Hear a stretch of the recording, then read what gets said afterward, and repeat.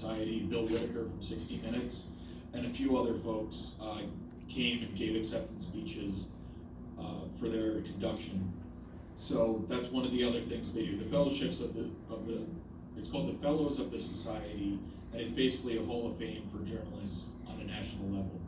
So I really encourage you to go to the convention, and this is probably going to be the one chance you have in your lifetime where you're this close to the convention that you could actually commute there. You don't need to go through the expense of also paying for a hotel.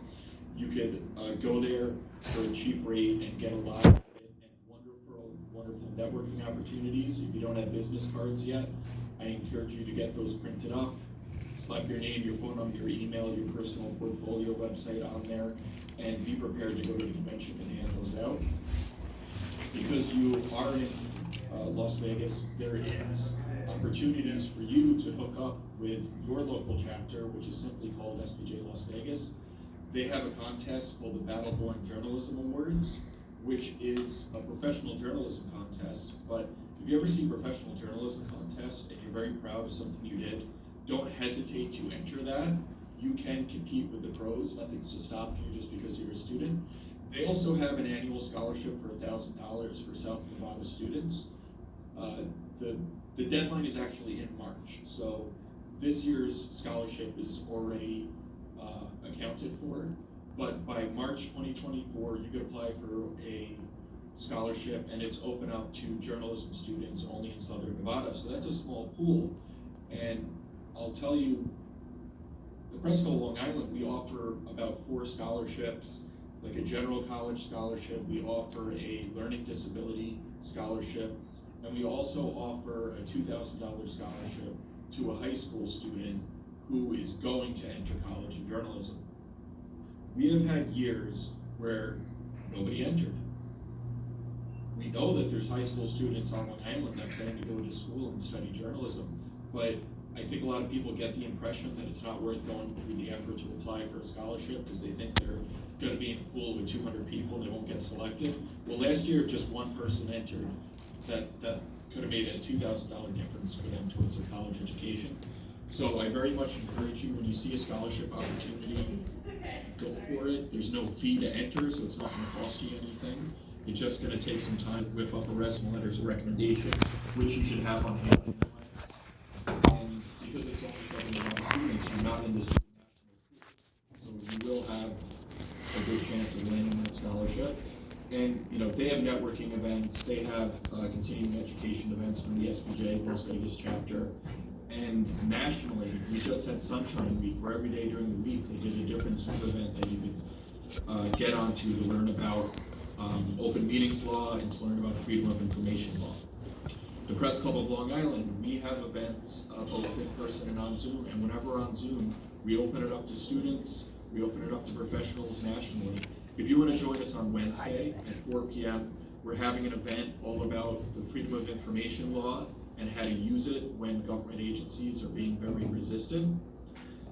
Most states have some sort of freedom of information law. I'm not too familiar with Nevada's, but I know in New York State it's a law that's very useful, but it can be very difficult to use because a lot of government agencies will slow walk you or ignore you. So this is an event talking about how to get recourse. In Southampton Village near me recently, they actually won a case against the village for $15,000 to reimburse attorney's fees because the village was ignoring their freedom of information requests. And they were able to turn it around on the village for $15,000, and now that village is terrified of turning down a valid freedom of information request. I want to tell you why I decided to join SPJ. It was a few years ago. It was around the 2016 election season, and the media was being hammered every day. You're advanced journalism students, right? So I'm assuming you actually plan to pursue careers in journalism. This isn't like an introductory course, right? So I was very distraught by what I was seeing, and I wanted to do something to stand up for the future of journalism, both from the sense of having the freedom to do the job that we do, but also just from this very negative public perception that was unjustified, and it was making it difficult to do our jobs, and it was making it difficult to build trust with our audiences. So I wanted to get involved. I'd been involved in other volunteer opportunities before, but none of them ever related to my career. So I got involved in SPJ, and honestly, I wish I had done it sooner. I wish I had got involved back in college because of those networking opportunities I mentioned. Once you're in SPJ, we're a community where we're trying to uplift each other. We're trying to help each other get jobs, to get the training to advance their career. We're offering recommendations for each other. We are helping people find the school that's going to be the best fit for them whether they are looking for an undergraduate degree or perhaps a master's. So we're advocating for journalism as a profession and as an institution, and we're protecting the First Amendment, but we're also advocating for journalists as individuals to help you advance in your career and to be the best journalist you could be. One of the most important things that SPJ does is we have what's called the SPJ Code of Ethics. It's been revised 4 times over the years, but the principles are still the same. The underlying message of the Code of Ethics and SPJ is seek truth and report it. The Code of Ethics goes through things like avoiding conflicts of interest, about making sure that you are always attributing, and it goes through a lot of the things that you're going to hear in your journalism courses. I don't know if you take a full semester course dedicated to just journalism ethics, but if you haven't yet, you definitely should. A lot of us perceive ourselves as ethical, but sometimes you have to be asked questions you haven't asked before and see what conclusions you're going to reach to see if you are aligning with what journalistic standards are. On the national level, I don't want to neglect to mention that SPJ offers college journalism awards. It's called the Mark of Excellence Awards, and we're in the judging period now for judging all the submissions from 2022. When 2024 rolls around at the beginning of the year, you can start submitting your best work from 2023, and that is an opportunity for you to get a very prestigious award for your college journalism work. So after this, I'm going to be sharing a list of links. You can find SPJ Las Vegas, you can find scholarship opportunities, you can find a link to the event that the Press Club of Long Island is having on Wednesday, in case you do want to hook up with any of them. To join SPJ for a student, it's just $37.50 a year. It's half the rate of what a professional pays, or you can pay $100 and get a 4-year membership as a student. If you're not ready to join yet, there's very simple things you could do. You could subscribe to SPJ Las Vegas's newsletter. You could follow SPJ Las Vegas on Twitter, and you could get engaged with them that way. A lot of SPJ chapters nationally, we're hosting events, but we're not requiring that everyone who attends be a member. So if you're not quite sure that you want to get involved in it yet, attend a couple meetings, whether they're in person, held by your chapter, or whether it's a Zoom meeting held by your chapter, a different SPJ chapter, or nationally. So I want to take a breath here and see if anybody has any questions about SPJ. And if you just want to ask a general journalism question, whether it's about careers or ethics or reporting techniques, I'm happy to answer any of those. Matthew? Yeah. What website did you, I don't know if you hear me, what website did you say that we had to go to get to that convention on the 28th to the 30th? Oh, sure. The convention, you can find it on spj.org. And I will send the list of links out so you can find it easily. When you go to the website right now, the first thing is going to be regional conferences. That's not the one you want. You want Convention 2023. So ticket sales have not started yet, but the location and the schedule has been announced, and the accommodations. It's $159 per night, but if you live in the area anyway, you could probably just commute there from your dorm or from your home, save yourself some money, but still get the full experience of the convention. Thank you. Do you have any suggestions on how to put together a successful student chapter? We've had one in the past. It comes and goes depending on, well, not just the advisor, but actually how much interest at a student level there is too. But What would you say are the successful, or the components of a successful student chapter? Sure. So a student chapter, you only need 5 members of SPJ to set up a student chapter. I know some student chapters will have it that, a minimum of 5 officially sign up for SPJ. And then because it's also a campus club, sometimes the 6th, 7th, 8th, 15th person or whatever is not officially a member of SPJ, but they're involved in the local, in their college chapter. But you really just need 5 heads to get things started. A successful chapter, I would say, has very engaging events that's going to draw interest from students who don't necessarily know about or have an interest in SPJ, but they are interested in journalism. So when you're a campus chapter that's doing cool things about journalism and with journalists, you could have a great chapter that's very engaging. Last night, I actually just appeared for the Stony Brook University chapter of SPJ. They have a speaker series, which is between a half hour and 45 minutes every Monday night. They get a different professional journalist on, and like I did it, and I'm a local journalist on Long Island, but they've also gotten the past SPJ president who is in Texas, and she was happy to zoom in for them. They've gotten people that have worked nationally for ABC. They've gotten people that have worked nationally for NBC and CNN. So you'll notice that a lot of journalists are happy to help college students. So if you get a club together like that and you just start reaching out to journalists that you admire and say, hey, can we bug you for a half hour, 45 minutes on Zoom? Your campus chapter could get a lot of engagement that way. You bring somebody cool onto campus, either physically or virtually, and you get students interested in that.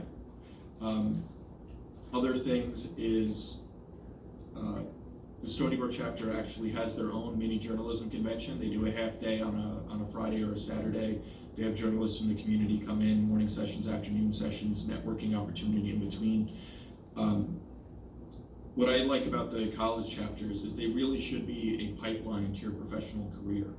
Instead of waiting until you're professional and then getting involved in SPJ like I did, because we didn't have a campus chapter at the time where I went, you get involved with SPJ now, and maybe you still have 1 or 2 years of college ahead of you. Then by the time you graduate, you already know who the president of your local chapter is. You already know who the board members are. Maybe you join the professional board of your local chapter right away, or you volunteer as a committee chair in some capacity.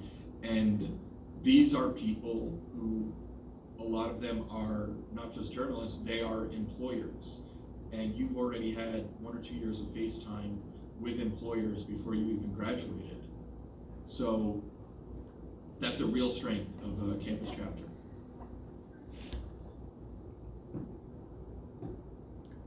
Yes, Yeah. Brian, go. My question would be, what is the process that we would have to do to make a campus chapter here at UNLV? You just volunteered to head. Well, I mean, like, I would want to, I'm interested. Okay, good. No, excellent. Definitely a very cool thing that we could do. But, Yeah, like, I'm glad to hear you're interested, and sometime after this, maybe your professor could exchange your email with me, and I'll put you in touch with the right people. There's a regional coordinator that covers, I think it's California and Nevada and Utah, and I think one other state. And the regional coordinators can help you along to establishing a campus chapter. So I don't know the entire method, but there's an application, and as long as you have 5 people who will officially sign up for SPJ, and you get a board, you just need a president, vice president, and a secretary treasurer, or you could split those up into 2 positions. It's not that arduous of a process. And then once you are members, you will have a discount to attend the convention. So you'll have your student discount layered on top of your member discount. So you'll be getting the best rate possible for the convention. And also, as a campus chapter, now you get to fundraise on campus. So you could, sell brownies on campus to fund your way to the convention, or pick a better fundraising idea than I have. But it's great. If you got something like that started now, you'd be rolling right into the convention. I'm optimistic that we can approach Kevin Stoker with a proposal that would allow as many of you who are interested to go to SPJ through either school funds or grant money or whatever. I wouldn't worry about admission at this point. By the way, Brendan, you are formally invited to visit the journalism school. I assume you're coming to the convention here, aren't you? I'm planning on it right now. Anything could happen, but right now I do intend to. Yeah, it'd be great if we could meet. This is kind of vainglorious advertising, but this is a pretty impressive school, and I wouldn't be surprised if you haven't heard of it. This building's got everything. It's got a broadcast studio for television, radio, the faculty offices, the writing labs. It's all housed under one building, and it is still pretty much state of the art. They can always do some upgrading around here, but the journalism school, as just about everything in this town, could use additional promotion. All anybody hears about Las Vegas is the Strip itself, but there's a lot going on in the Las Vegas Valley that deserves some recognition. So anyway, you are invited to a tour of Greenspun Hall and the students and all the rest. It'd be fun to have you visit. Yeah, I'd really appreciate that. And actually, that reminds me, at the convention where the vendors are, it's a lot of journalism and First Amendment organizations, but a lot of universities. So, maybe your university will want to be represented there. But graduate school recruiting. At the convention in DC last year, they had at least a dozen tables for graduate school recruiting. So that's a great place to get FaceTime and learn about some journalism universities you didn't know about. And there's employment recruiting. We had newspaper groups and broadcast groups that were collecting resumes right at the convention. I am impressed you mentioned that. The grad program right now is struggling to make numbers. It's not just here either. I gather nationally, maybe even internationally, enrollment is going down in general, in not just journalism schools, but universities across the board. And they're kind of scratching their heads upstairs trying to figure out how to get more grad students in the program.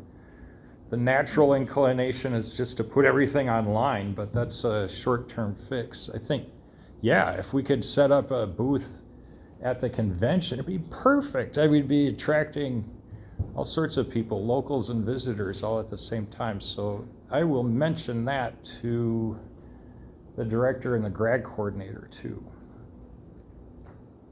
That's great. I'm glad to hear that. Yeah. Questions? Anybody else? If I come back here like a year from now, I'm no longer going to be able to pitch the convention, unless you want to travel. I'm trying to think of where it's going to be after Las Vegas. I think they were talking about possibly New Orleans, which could be interesting. They were supposed to go to New Orleans a couple of years ago, but then they got hit by a hurricane Again? right before the convention was supposed to happen. New Orleans is great. I was at a convention there years ago, first time in that town, and didn't know what to expect, but we spent more time running around New Orleans than in the convention itself. It was a lot of fun. Right. Yeah, I haven't been to Vegas before, so it's going to be an interesting way to spend 3 days. I might have to extend my stay and do some recreation time after the convention time. And one of the cool things in the convention link that goes around, even though there's not a lot of information yet on who the speakers are going to be because it's still early, what you can do is you can click on MediaFest 22 session replays, and there's actually a lot of programs that we held were recorded, and you could play those back and kind of get a taste of what the convention is like.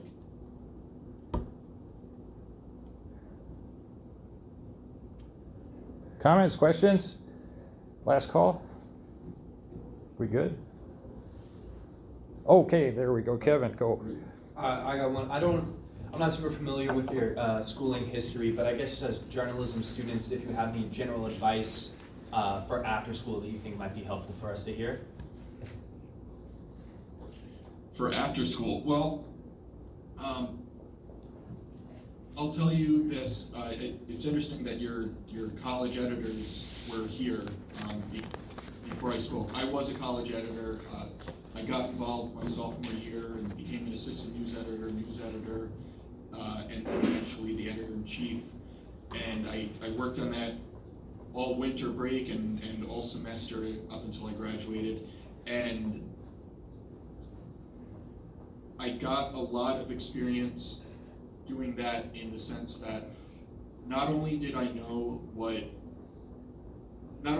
practice being a reporter, I got a sense of what editors look for. So when you have a sense of what editors look for, you know how to make yourself a better candidate for a job if you've been an editor.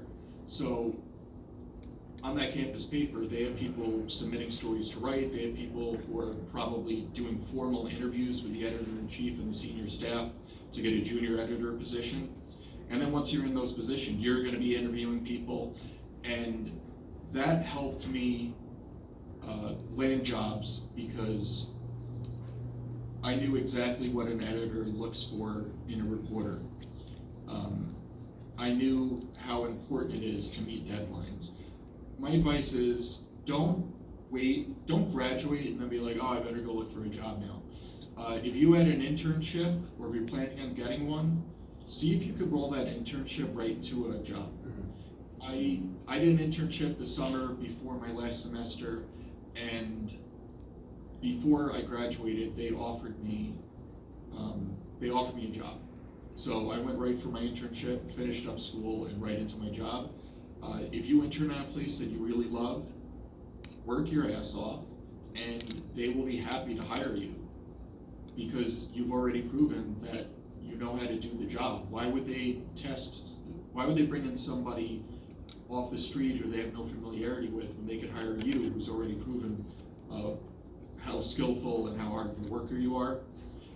If you don't have an internship that aligns that way, because maybe you don't plan on living in that part of the country, send your resumes to places even before they are advertising that they need someone. You send a nice cover letter and say, I'm graduating school in May, and if you have a need for a staff reporter, please let me know. Share your portfolio. You should have a beautiful portfolio that these editors are going to want to see from you, and they want to see your clips. If you haven't published anything, I don't really like seeing school assignments in somebody's portfolio. I really like to see clips, and they could be clips for the college paper, but something where I know that you don't just write when you're assigned to by a professor because it affects your grade. I want to know that somebody writes because they really love writing. And one of the ways that I know that is if they have clips that they've done for their school paper, or maybe as an intern, or maybe as a freelancer. There's nothing to stop you from freelancing when you're a college student. If you don't live near the university and you're going to go home somewhere, find your local community newspaper or local website and say, I'm a journalism student, I'm a rising senior, and I'd really like to freelance this summer. That is what's going to help you after you graduate, is the work that you do now. Thank you. Very good. Brendan, I'm going to switch over to the staff page for the student newspaper here. I'm guessing you probably have work to do, or something else going on. So again, thank you for your consistent presence out here.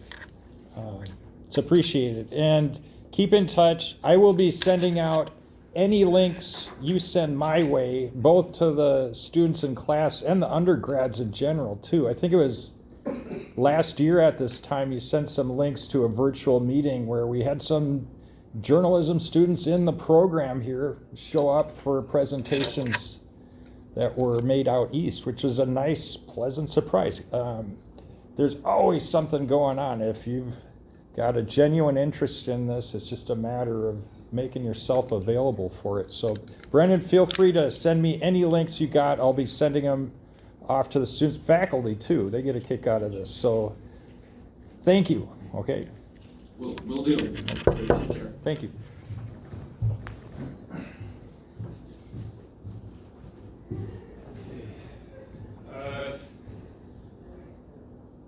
Let's see, we got Jack, Olivia, and Sebastian. You are free to head out too. I'm gonna be turning off the laptop here and switching over to the desktop computer. So thank you for coming too. You can spread the word. Thank you, okay.